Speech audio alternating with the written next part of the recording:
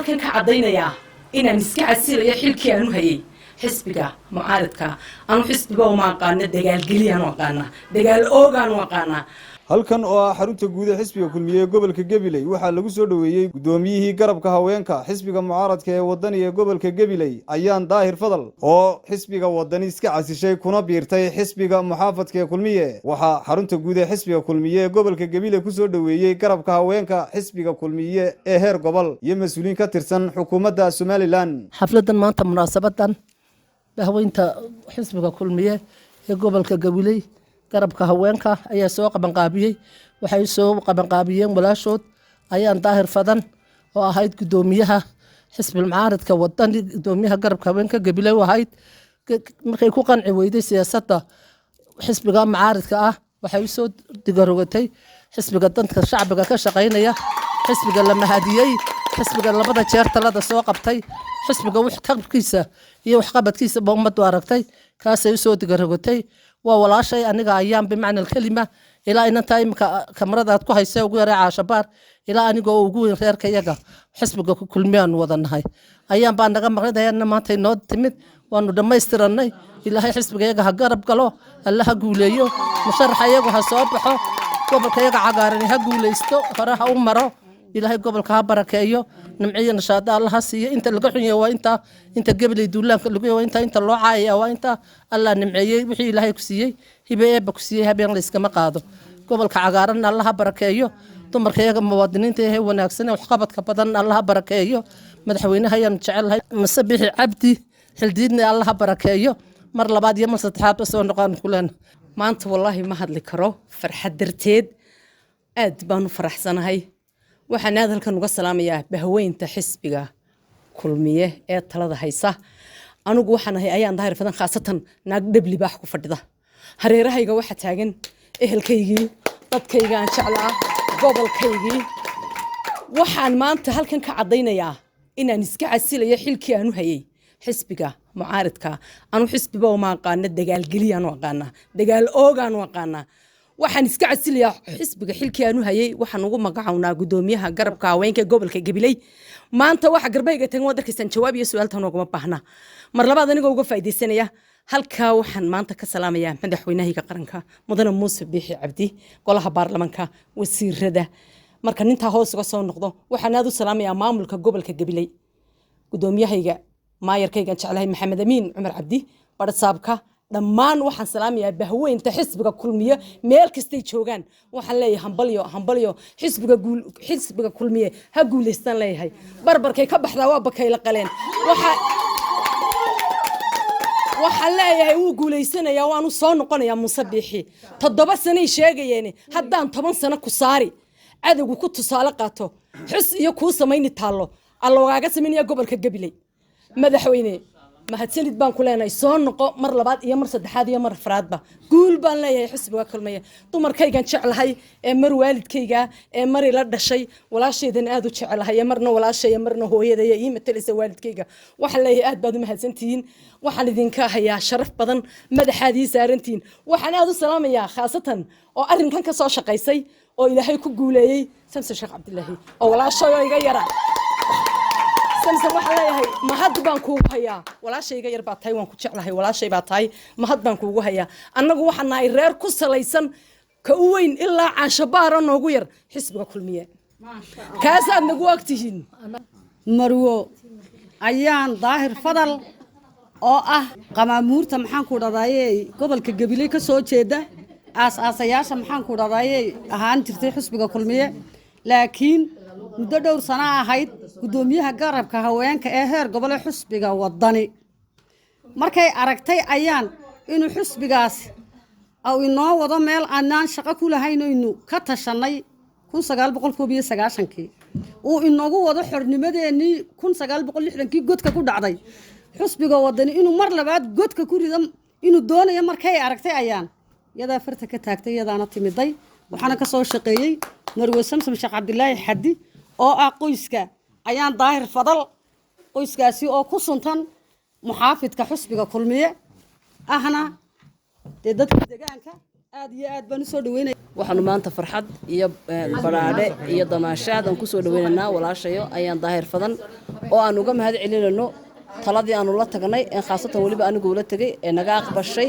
sida wanaagsan ee gobonimada iyo dadnimada iyo wanaagga sharafta nooga aqbashay ayaan marka hore waxay ahayd dadkii 17kii keenay guusha muddo dhexdii un bay naga maqnayd imikana guushi bay ku sunta tahay waxaan leenahay in badan oo dhalinyarteeni gobolkuna maxay ahayd shalay waa ku Hargeysa ka hadlay inta ku hadhay xisbiga wadani waxaan leenahay guusha soo raaca guushu yaana idin dhaafin markana waa mar saddexaad iyo kulmiye oo guuleysanaya hadii Ilaahay raa iyo mar labaad oo madaxweynaha qaranka Jamhuuriyadda Soomaaliland guuleysanayo marka waxaan leenahay guusha soo raaca Gabiley waa kulmiyena waa Gabiley maanta halka waxaynu u joognaa soo dhaweynta walaasheen ayaan daahir fadal oo aan ku soo dhaweynayna xisbiga kulmiye gudoomiyihii hore ee garabka haweenka xisbiga wadani isla shalay waxa iscasilay gudoomiye xogayihii guud ee xisbiga wadani ee gobolka Gabiley iyo madaxii abaabulka iyo wacyigelinta marka waxaan dadku istaba socdaan gobolkan Gabiley uma baahna cid kale waxaan u baahanahay inaan soo saaro mar labaad madaxweynaha qaranka mudane Muuse Bixi Cabdi musharaxii ku xigeenkiisa iyo dhammaan xisbiga kulmiye ayaan waxaan leeyahay ayaan wax xubin firfircoon waa qof deegaanka Gabileya waa qof waxa weeyaan hooyo qiimo badan iyo qoys qiimo badan ka soo jeeda walaashay Samsam Sheekh Cabdilaahi gudoomiyaha xisbiga ee garabka haweenka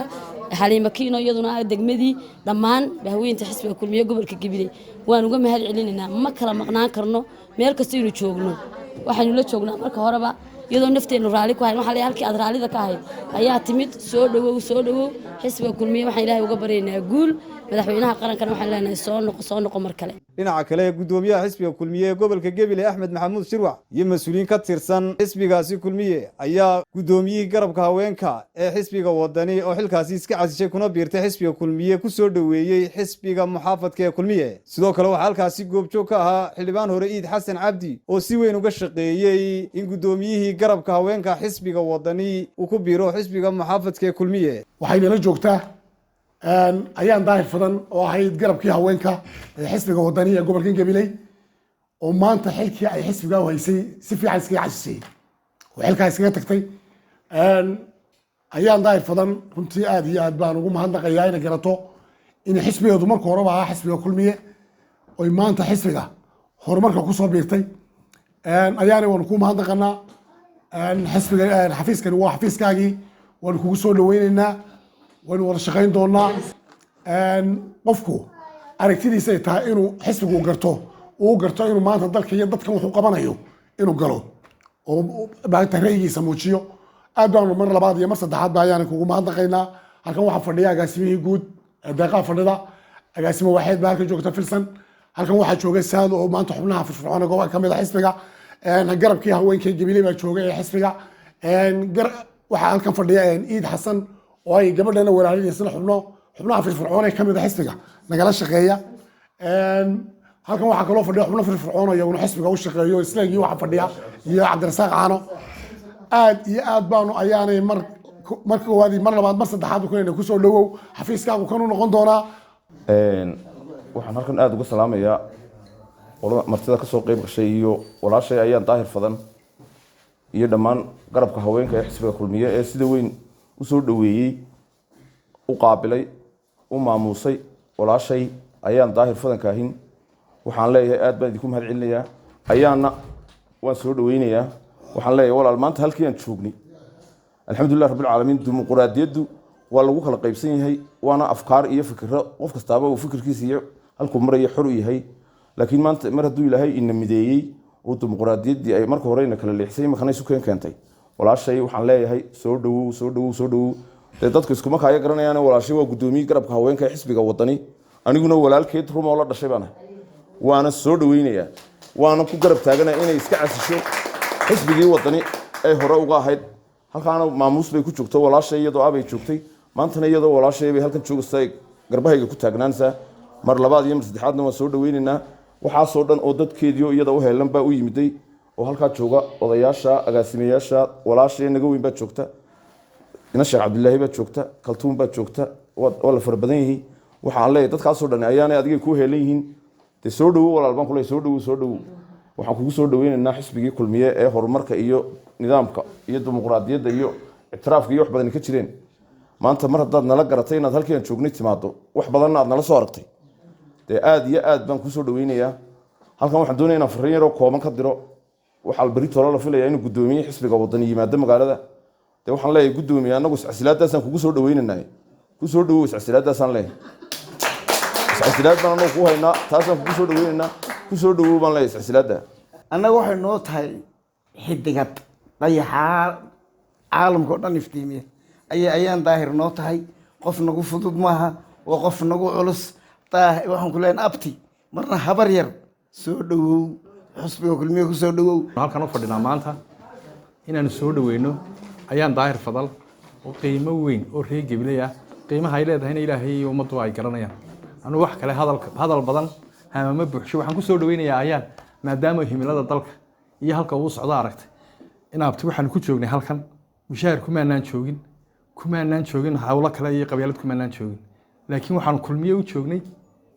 hadafka qarannimo ee uu dalkan inuu gaarsiiyo uu doonayo madaxweyne Muuse Biixi sida awadeed anu waxaan kugu hambalin ku soo dhaweynaya buuqii xisbiga taasaan ku martiqaaday